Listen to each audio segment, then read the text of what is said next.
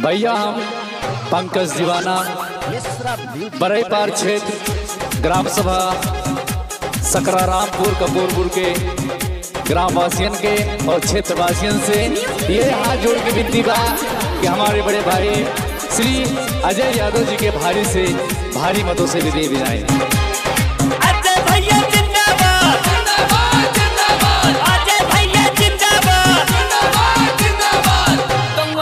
भैया अजय हो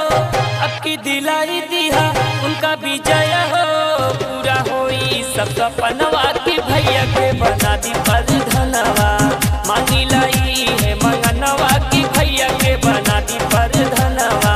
गौवा के सानी हुए भैया अजय हो अब की दिलाई दिया उनका विजय हो पूरा होई सब सपनवा की भैया के बना दी पर धनवा मांगी लाई है मंगनवा की भैया के बना दी पर धनवा भैया के बना दी पर धनवा।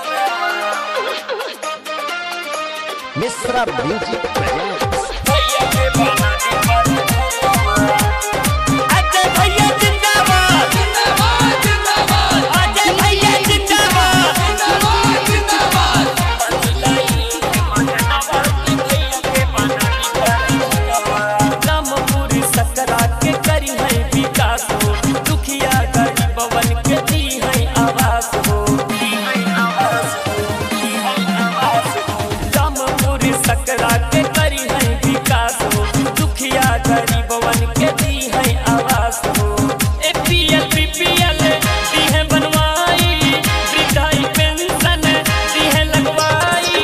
पूरा होई सब सपनवा की भैया के बना दी पर धनवा मांगी लाए कहीं मंगनवा की भैया के बना दी पर धनवा भैया के बना दी पर धनवा। मिश्रा म्यूजिक भैया के प्रेजेंट्स बना दी पर धनवा। अजय भैया जिंदाबाद जिंदाबाद जिंदाबाद अजय भैया जिंदाबाद जिंदाबाद जिंदाबाद मांगी लाई मंगनवा की भैया के बना दी पर धनवा।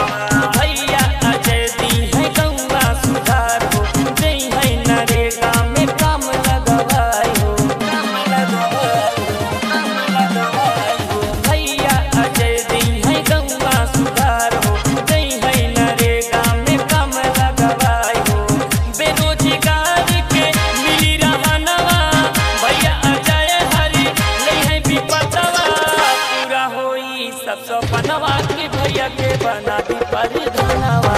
पूरा होई सब सपनवा की भैया के